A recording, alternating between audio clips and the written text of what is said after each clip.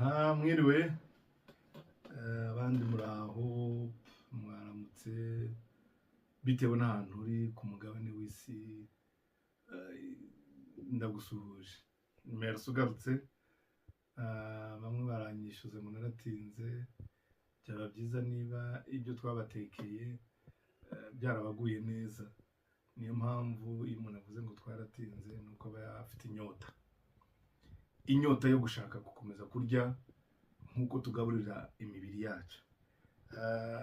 Nabitekerejeho tugihugana ku kintu cy'inyota, turayisobanuraho gatoya ariko ni ubuzima busanzwe tuganiraho kubera ko abo tuganira ari abanyabwenge.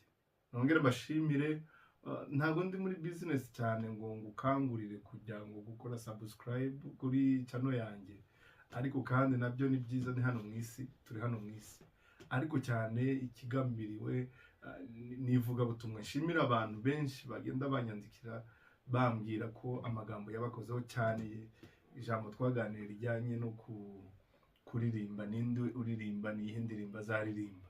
Nabonye feedback nziza, ndetse kandi Imana idushoboze idukomeze kuko niyo yatangiye umurimo kandi izawusoza. Biragatsindwa gushaka kwitirirwa ibintu dukore ari twe tugaragara. Ducishijwe bugufi no kugira ngo icyubahiro cy'Imana aricyo kizamuka. Imana yo mu ijuru yaradutumye, iraturema ngo tuze hano mu isi dukora ibyo gukiranuka, ariko imbuto zo turi kwera zitandukanye n'umugambi w'icyo twatumiwe. Dusome Zaburi ibice 42 umurongo wa 2. Aravuga nk'uko imparakazi yahagizwa no kwifuza imigezi, niko umutima wanjye wahagizwa no kukwifuza Mana. Umutima wanjye wahagizwa no kukwifuza Mana. Inyota yo mu mutima niyo igituma tujya guterana, niyo igituma dushakisha. Ndagenda ntanga ingero zijyanye no ku mirimo yo korora. Inka igiye kubyara igenda yerera ishakisha hiri bubyarire, ntishobora kubyarira aho ngaho, iragenda ikagenda ishakisha. Mu bumenyi bukeya nibuka aho nzi, ntabwo ijya ibyarira aho mu kibuga ngo ibyarire mu kiraro, ishobora kugenda ikagenda ishakisha ahantu iri bubyarire. Inyota rero yo gushaka Imana igufasha, ujye ugenda ushakishaho. Ikijya gituma tujya guterana ni inyota, ntabwo ari akamenyero. Niyo mpamvu iyo bibaye akamenyero nta musaruro dushobora kubibonamo, nta musaruro dushobora kubibonamo. Jya ubaza abantu babaze ngo ese ngewe ndemwemuka ndi gati ki ko nge iyo nyota ntajya nyumva, ko nge ntajya numva ubwiza bw'Imana, ko ntajya numva kuryoha kw'Imana. Yavuze ngo nk'uko imparakazi ijya yahagizwa no gushaka amazi, igenda ishakisha kubera inyota ifite, kubera ubutayu, kurambika ubutayu ikajya gushakisha aho yabona amazi. Niko n'umutima wanjye, ni urugero rwiza yatanze, niko n'umutima wanjye ujya kugushakisha Mana, ujya gushakisha aho nabona amagambo ahumuriza umutima wanjye. Hari amagambo rimwe na rimwe dusoma y'ijambo ry'Imana, ariko hakaba n'amagambo umwuka wera duhishurira. Inka itarese ntishobora gukama, ntishobora gutanga umusaruro w'umukamo utezeho. Niko n'umutima utarese udashobora kumva Imana. Imana ijya yorohera, kuvuga kumva Imana biroroha ku mutima uyishaka, ku mutima wamaze kureta. Niho bazabwiriza kumva niwe bari kubwira, niho bazabwiriza, ariko uzarebe umutima udashaka Imana.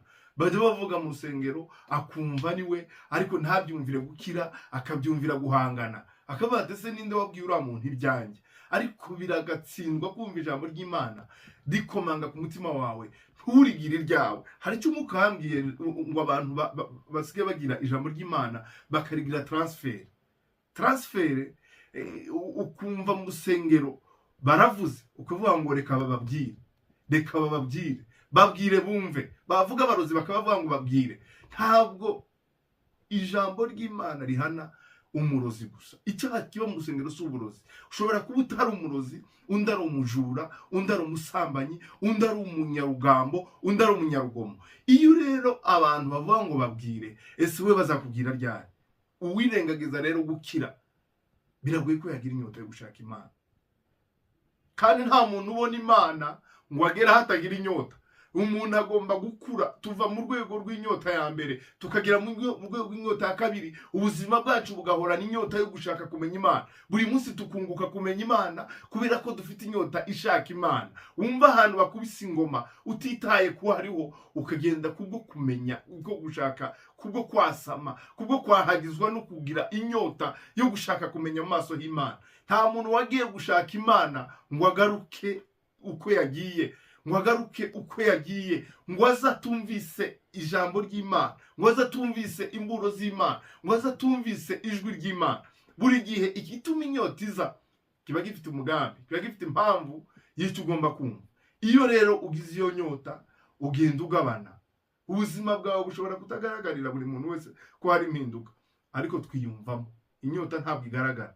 Niho no guhezagirwa no guhemburwa k'Umwuka Wera kudabasha kugaragarira buri muntu wese. Birashoboka ko imbuto zawe wazerera abantu. Ubuzima abantu baratekinika. Bavandimwe, mureke tuzarambirwe amateraniro asanzwe, amateraniro tudashobora kumva imbaraga z'Imana, tudashobora kumva ubwiza bw'Imana. Tekinike z'umuntu, mbabwire Petero yigeze gutekinika.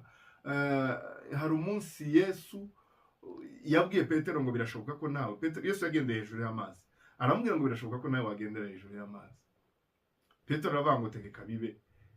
Petero atangira kugenda, abona birakunze. Petero ngo arangize areka kureba Yesu, atangira kwireba, yitekerezaho. Umunsi atangira kwireba, imbaraga zagiye zishira zo guhagarara hejuru, kugendera hejuru y'amazi, atangira kurohama. Ngo atangire kurohama, Yesu arabibona, aramuramira. Birashoboka ko buno buzima twirebaho cyane. Birashoboka ko buno buzima dutekinika. Ushobora kuba wararuhamye mu buryo bw'umwuka butagaragara, ariko wararuhamye.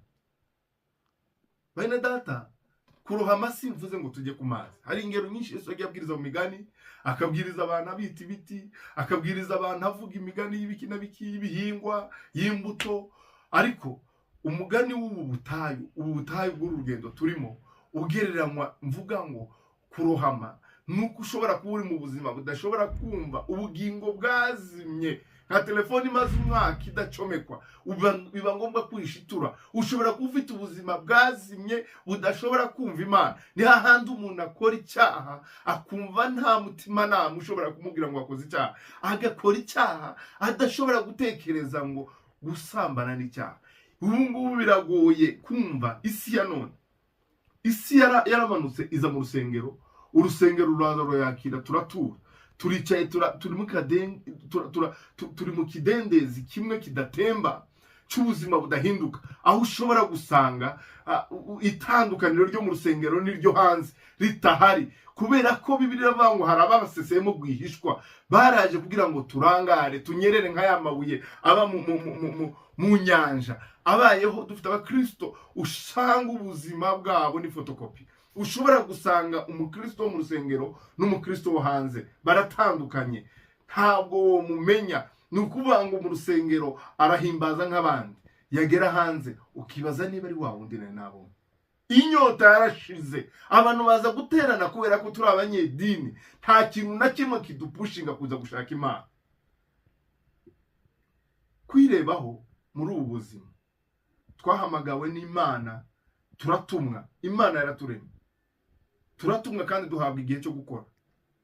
Igihe kizagera duhamagazwe gutanga raporo y'ibyo twaje gukora. Sinzahwema kubivuga ko turi mu isi kugira ngo tube umusaruro w'ibyo twatumwe, kuko buri muntu wese azatanga raporo. Bene data, ndabasabira kugira inyota, ndabasabira kugira inyota. Umutima w'umuntu atekereze ngo ese kubera iki ubu buzima mbamo buzenguruka budatemba, bufite irihe herezo, buzarangira ryari? Kwimuka ni topic nini. Kwimuka ni topic nini umuntu ashobora kuvugaho umwanya muremure, ariko ikintu nkunda mu kwimuka nuko umuntu utekereza wenyine kandi ugasezera. Uwimuka ajya asezera. Birashoboka ko wokwimuka ku nshuti, birashoboka ko wogira inyota, ya nyota igatangira kukwereka ibibi byose urimo n'indorerwamo. Inyota iva ku Mana n'indorerwamo kwereka ububi bwawe bwose, ikareba wareba ukabona ububi bwawe, warangiza ugafata umwanzuro. Bene data, mbifurije inyota yo gushaka mu maso h'Imana. Twasomye ijambo muri Zaburi ya 42 umurongo wa 2, havuga ngo nkuko imparakazi yahagizwa no gushaka amazi mu butayu, niko umutima wanjye nawo wumva ushaka Imana. Kwahagizwa nugukoresha imbaraga, wahagira ushakishisha imbaraga. Umutima wanjye rero twibaza, dushaka Imana ku buryo bwobera abandi urugero. Imana iri kumwe natwe kandi iri hafi. Ntabwo bisaba ngo tujye kwishaka nk'abayitaye, ariko birasaba ngo duhore tusaba Imana, duhore imbere y'Imana, duhore dukiranuka, duhore tugambirira gukora neza. Niko ijambo ry'Imana rivuga ngo ngira nkore neza ibi bikantanga imbere. Ariko bene data, hari umuririmbyi waririmbye aravuga ngo we gutinya ibiri imbere, Yesu azagushoboza. Wibuke ko Pawulo nawe yari umwanzi w'ibibi, w'ibyiza, kandi yabikoraga atabizi. Yarazi ko akora ari ishyaka ry'Imana, ry'itorero, ari ishyaka ry'idini, ariko Yesu aramufata amugirira impuhwe, aramugorora, aramubwira ngo ibyo warurimo ukorera idini, ariko wibwira kuri gukorera Imana. Aramukebura, aramubwira ngo ngwino nkujyane. Yabwiye Petero, aramubwira ngo ngwino nkwereke, uje kumbera umurobyi w'abantu. Kubera inyota n'ishaka, ibintu byose birashoboka, birakunda. Bene data, reka tuje mu bushake bw'Imana, dutekereze ku mbaraga z'Imana, dutekereze ku kubaho kw'Imana muri twebwe, dutekereze ko dufite iherezo, dutekereze ko tuzatanga raporo. Niho ibintu turimo bizakunda. Dufite igihe gitoya mu isi. Isi irashira no kwifuza kwayo. Isi iraryohera, ntabwo isi iryoha. Nzasobanura ikintu cyitwa kuryoha no kuryohera. Shikarete iraryohera, kuko impamvu iryohera nuko uburyohe bwayo ari ubw'igihe gito. Ujya umara ukayicira, ndetse ukayicira amaside yo mu gifu atangiye kuyinuba, utangiye no kumva iguteye iseseme. Shikarete iraryohera, niyo mpamvu birangira uyiciriye. Iyi si turimo birimo bizarangira, biraryohera. Tuzayicira, tuzayiruka mu izina rya Yesu Kristo. Reka abantu batekereze ku buzima bugaragara nk'uburyoshe, ariko butaryoshe, buryohera bw'igihe gitoya. Dutumbire ubuzima bw'igihe kirekire, dutumbire ubuzima buryoshe. Ikintu kiryoshe ni ikintu gihora kiryoshe, kidashobora gushira uburyohe. Niko n'ubuzima dutumbira. Tureba hakurya yacu, hakurya ya ruzi, tureba hakurya ya Yorodani tuzabamo. Bene data, birashoboka ko umutima wawe wowe utakigira inyota. Birashoboka ko wowe uri mu butayu. Birashoboka ko umutima wawe wowe uri mu butayu, utakibona Imana, utumva ingoma ivuga, utekereza kujya kure yo gusenga, wumva aho basenga bavuga ngo sinzige mperuka guterana, sinzige umutima wanjye rero kuvuga Imana. Ariko harageze kugira ngo abantu bitekerezeho. Bene data, birashoboka ko aya magambo tuvuga rimwe na rimwe umuntu yakerensa, mukayafata nk'ahoraho, mwazahoraho. Hari igihe ingoma zizamanikwa, hari igihe amagambo y'ubutumwa azamanikwa, hari igihe tuzatungwa n'ibyo twumvise, hari igihe bizagerageza ko dushakisha abo tubwira amagambo ahumuriza imitima, atubwira iby'ibyaha byacu, bikagorana. Hari igihe bitazashoboka, hari igihe uzatega ngo ushakisha wakubwira ijambo ry'Imana ukamubura. Igihe cyo gukizwa kiracyari iki ngiki. Igihe cyo kwemera Yesu nk'umwami n'umukiza wawe, kubera aricyo cyamuzanye, kiracyari iki ngiki. Reka duhindurwe rwose, duhindurwe ubuzima bwacu bugirwe no gushakisha, no kugira inyota yo gushakisha kumenya Imana. Birashoboka ko twokwigisha, birashoboka ko twobwiriza, birashoboka ko tworirimba, birashoboka ko twasenga, ariko umutima winangira, umutima wagiye mu butayu, utagira igitonyanga na kimwe cy'amazi kiwubamo, warumye. Ariko nawe ukomeze kose Imana yakwakira. Yesu agira imbabazi, Yesu aracyateza amaboko. Hari abantu bajya bavuga ngo numvise akantu ngo umuntu wavuze ngo Yesu yaratinze, ngo yagiye gutegura ngo amazu, ngo aho tuzaba, ngo ariko ngo uko yatinze. Birashoboka ko ari wowe wabutumye atinda. Birashoboka ko yavuga ati reka hari na runaka nawe yumve ineza yanjye, yemere gukizwa, kugira ngo hatazabaho kurimbuka, ahubwo azaraga ubugingo buhoraho. Yesu ni umwami, tuzabivugaho kenshi kandi tumyotewe no kubivuga. Ubwiza bw'Imana bukomeze bubane natwe. Muri byaravuze ngo njya ninginga Imana ngo ibereke Yesu, ngo mumwakire, ngo nicyo mbasabira. Njya ninginga Imana ibereke Yesu, umwakire, nicyo icyo mbasabira. Niyo nzira yonyine y'ukuri izatujyana mu ijuru itugeza ku Mana. Niyo yonyine yabonetse, ntarakurse ihari. Yesu niwe nzira y'ukuri, Yesu niwe nzira yonyine, niryo rembo tugomba kunyuramo. Uko rimeze kose ryaba rifunganye, niryo rembo tugomba kunyuramo. Bene data, ndababwira nanjye nibwira, nababwiye ngo uyu muntu ategura inyigisho aba yibwirize bwa mbere, yongera kubwiriza abantu mu materaniro agiye kubwiriza ya nyigisho aba yibwiriza ubwa kabiri. Ni ukuvuga ngo mbasha kwibwiriza kabiri mu gihe mwebwe mubwirije muyumvise rimwe.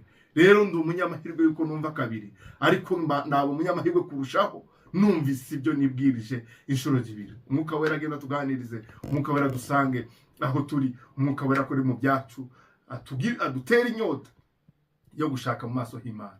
Ubwiza bw'Imana bukomeze bubane natwe mu izina rya Yesu Kristo, amen.